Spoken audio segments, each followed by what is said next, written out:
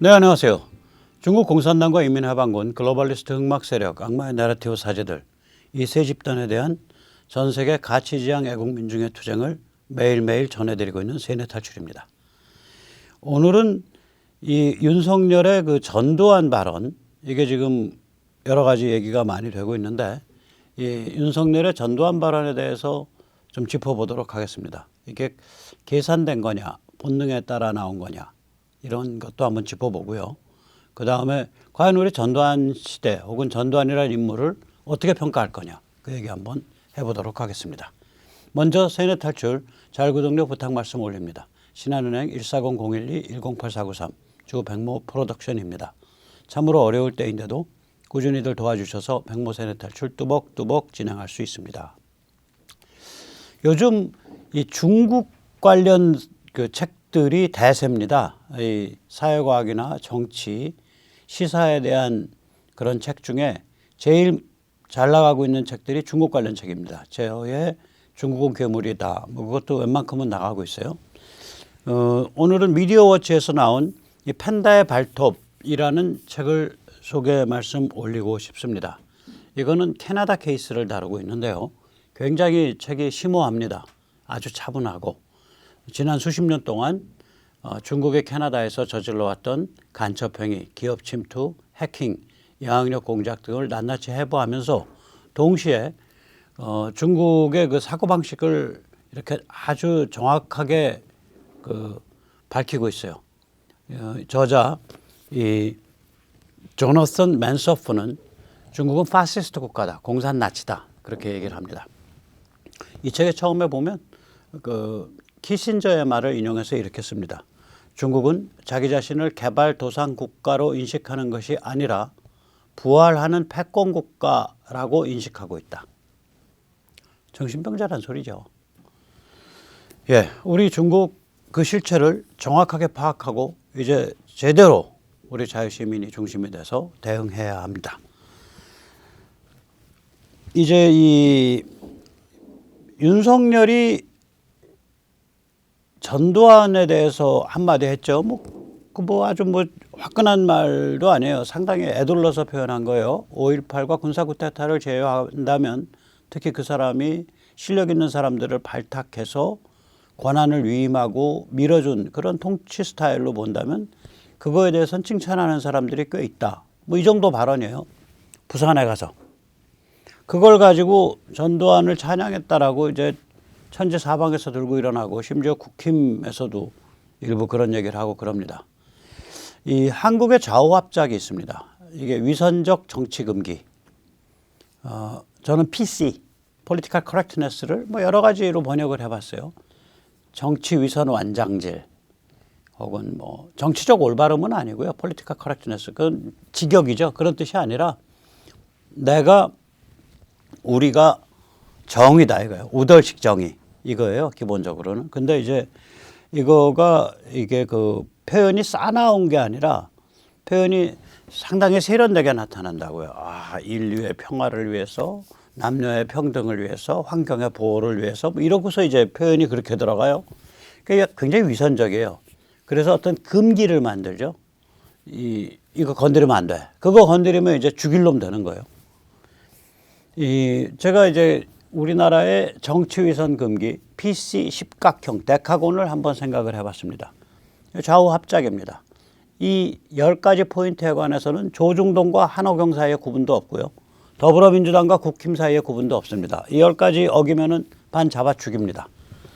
제일 확실한 거는 5.18 광주 호남이죠. 예를 들어서 5.18에 대해서 그거 이상한 거 많아.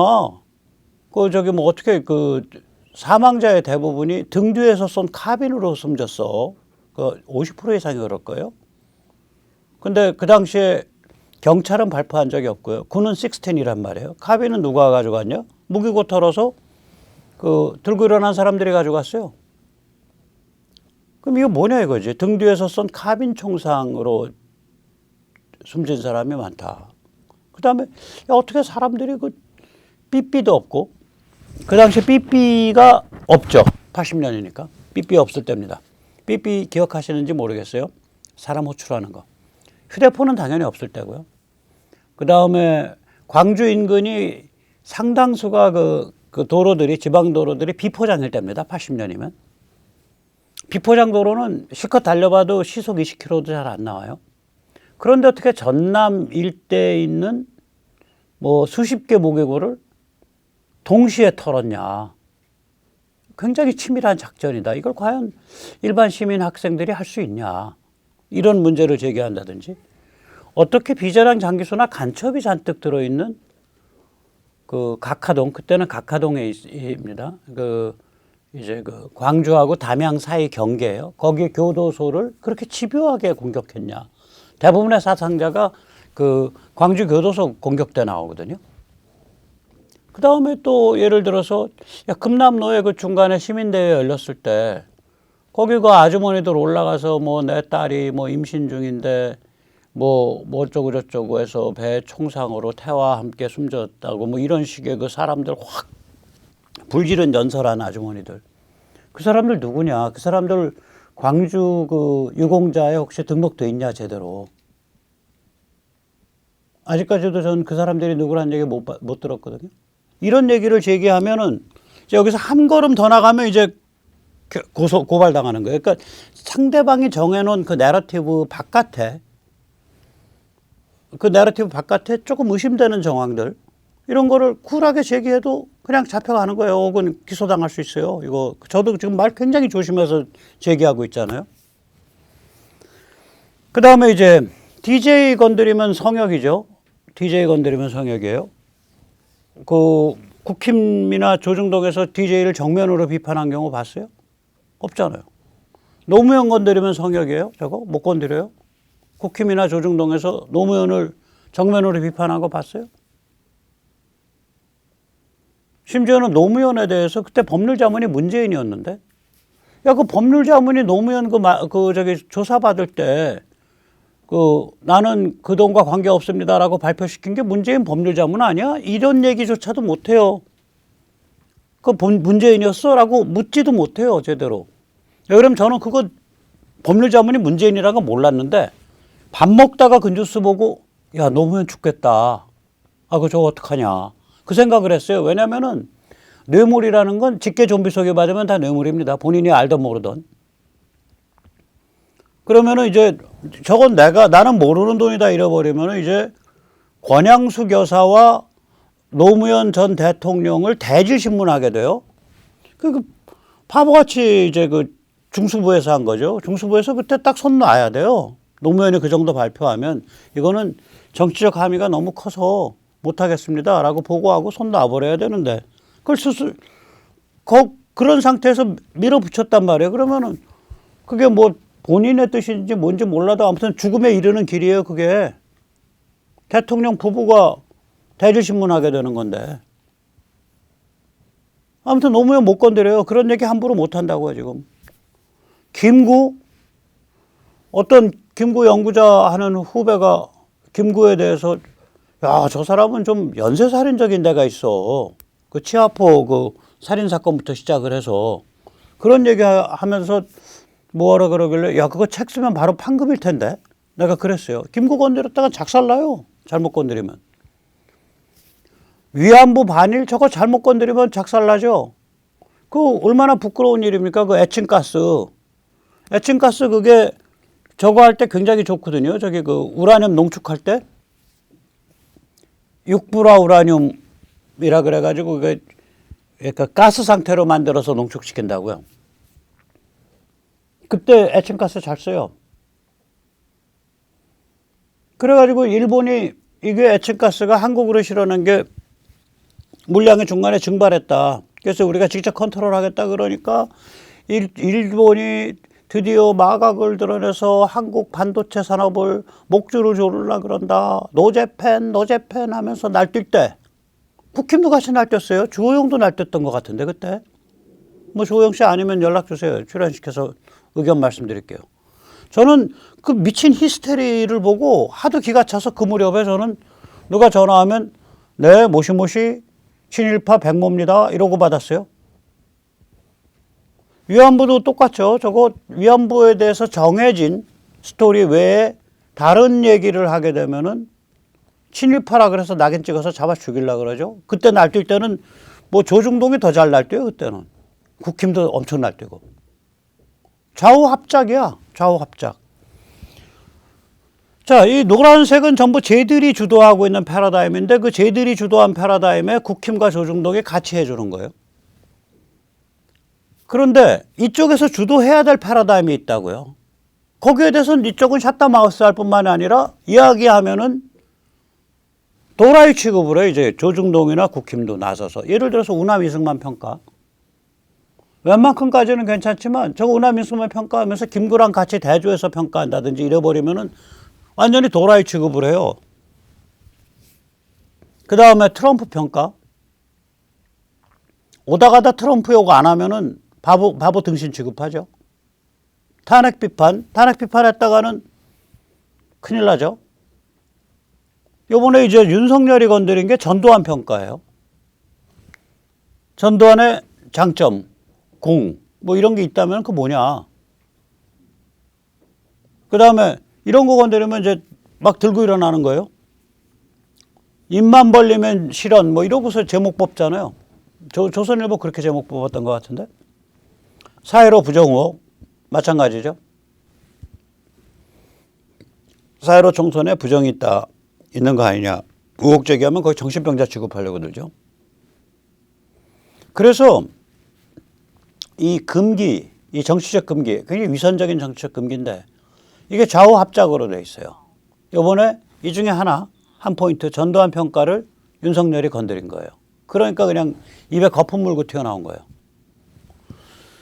그랬다가 의외로 뭐 여론이 나쁘지 않은 것 같으니까 쓱 조선이라 동아 이제 윤석열 물어뜯기 하는 거 살짝 이제 이빨 다시 뺐어요.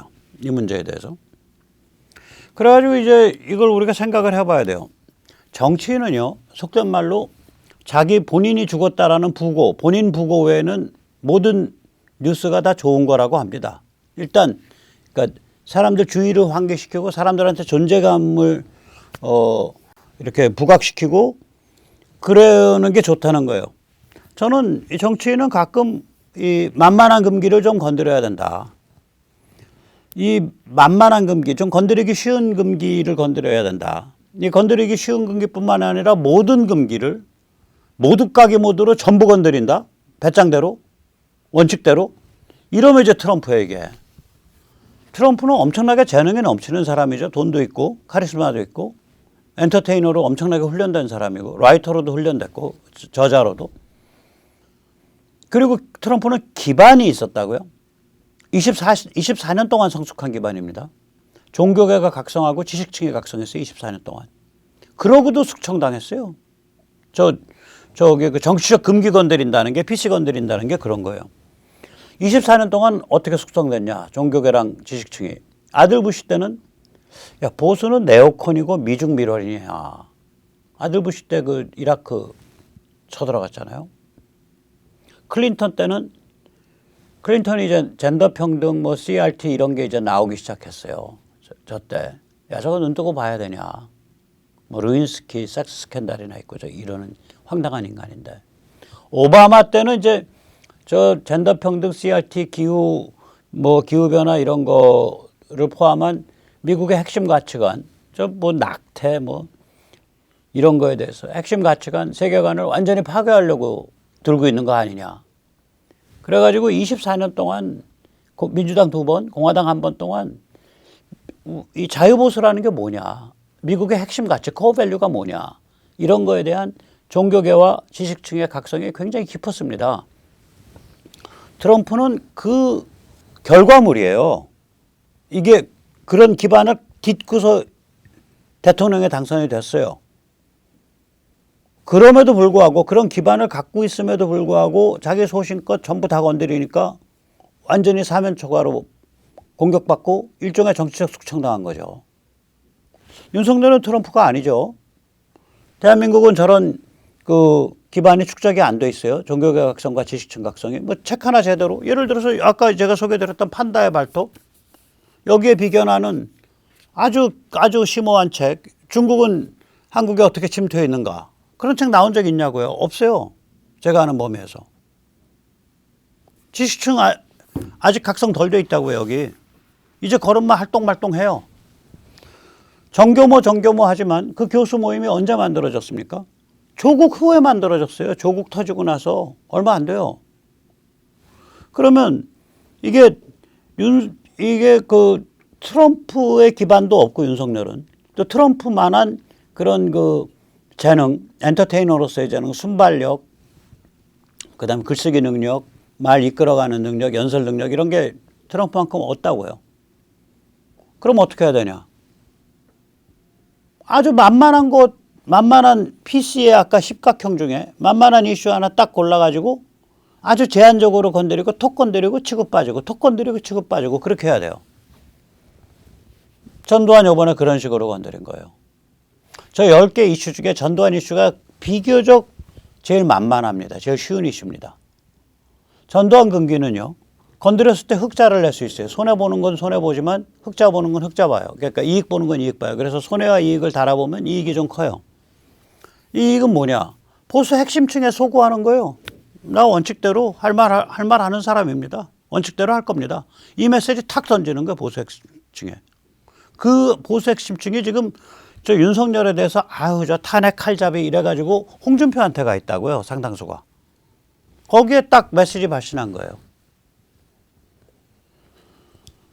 그러니까 이럴 때는 저기 전두환 평가해 줘야 됩니다. 이렇게 말한 게 아니라 제한적으로 건드린다는 건 뭐냐면 군사 쿠데타 그리고 5.18 빼고 사람 제대로 임명해서 확실하게 권한 준 거 그 통치 스타일에 관해서만큼은 그 괜찮다라고 말하는 사람들이 꽤 된다. 지능적 단서를 붙인 거죠. 저는 이게 윤이 계산을 하고 한 것 같질 않아요. 이게 윤이란 사람이 본능적으로 한 것 같아요. 살아온 인생이나 이런 걸로 보면 제도권에 있으니까 뭘 좀 아는 거죠, 많이. 그 세상 이런 거를. 그래서 거의 본능적으로 한 것 같다라고 생각을 합니다.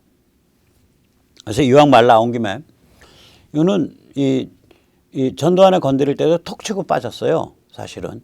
근데도 저 난리인 거야. 백모는 그렇게 말 조심할 필요가 없죠. 백모는 제대로 한번 짚어볼게요. 전두환은 우리가 어떻게 봐야 되나. 전두환은 37년 시대를 종지부 찍은 사람입니다. 37년 내지 36년. 언제부터냐? 1951년 6월부터 계산해야 됩니다. 왜 1951년 6월이야? 그 전쟁 때인데. 아닙니다. 이 무렵 현재 휴전선이 고착됐습니다. 지금 오른쪽에 지도에 보이는 저 모습이 1951년 5월 31일자 지도입니다. 저기서 오르락 내려, 저 강원도 쪽에서 오르락 내리락 하면서 고착됩니다. 저기서. 서울은 그 다음번에는 뺏긴 적이 없어요.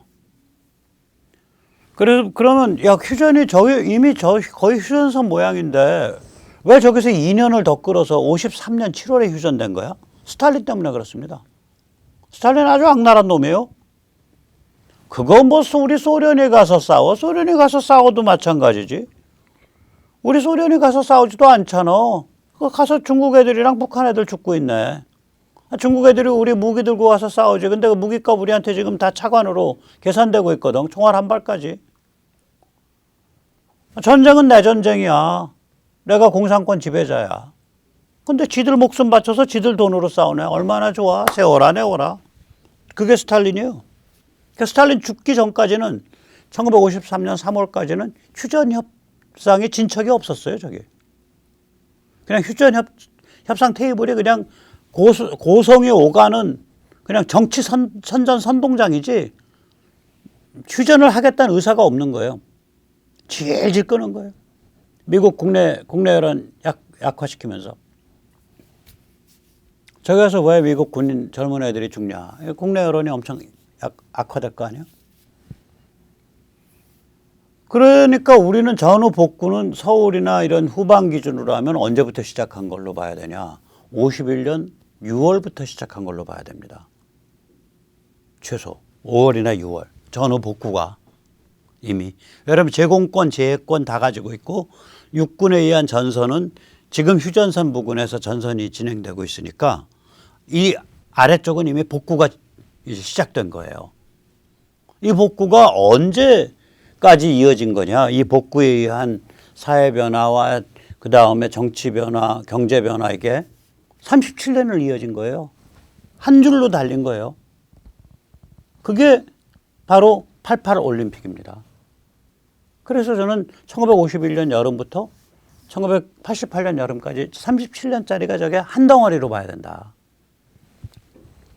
그럼 우리가 이 복구를 시작한 1951년 여름에 우리가 무슨 자산이 있었냐? 세 가지 자산이 있었다. 일단 시스템이 있었어요. 국가제도, 군인, 경찰, 공무원 시스템이 있는 거예요. 두 번째로 우리가 마인드가 확보된 거예요. 반공의식, 국민의식, 분발심. 아니 한반도 사는 사람들이 언제 자유민주공화국의 국민됨을 경험을 해봤어? 근데 저 남침을 맞서서 싸우는 과정에서 내 나라를 위해서 내가 싸운다라는 경험을 한 거예요. 엄청난 반공 국민의식이 형성된 거예요. 그리고 이제 그 현대적 전쟁과 현대적 물자를 보고 나니까 야 이제 가난 떨어버리자. 분발심을 일으키게 되죠. 그 다음에 저 때가 되면 이미 사실 저 때 이미 분단되는 거예요. 지금의 분단 구조예요. 운명의 결정이 되는 거예요. 미국 주도 자유세계와 지정학적 결합이 아니라 지정학적 융합을 해버리는 거예요. 그래서 대한민국이 문명과 자유의 최전선이 되는 겁니다. 트럼프가 2017년인가 방한에서 온 연설 중에 여기가 문명의 최전선이라는 얘기를 하죠. 문명과 반문명을 가르는 경계선이다. 그런 연설을 했던 걸로 기억을 합니다. 저때 운명이 결정되는 거예요. 자, 팔자가 결정됐어. 마인드가 형성됐어. 시스템이 있어. 한판 붙을 수가 있는 거죠. 그래서 37년 동안 한판 붙은 거예요. 그래서 지금 우리가 이제 누리고 있는 이런 이런 현대 문명의 선진국에 딱 궤도 진입한 이 상태가 88년 88 올림픽경에 이제 딱 안정화된 거예요. 이 37년입니다. 그러면 이 37년은 한강의 기적이 완성된 거고요.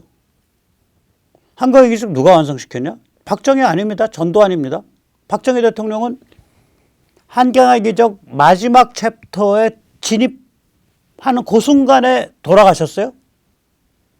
그 박 대통령 숨지고 나서 80년, 81년, 82년, 83년, 84년, 85년, 86년, 87년 누가 했냐 이거? 전두환이 했죠.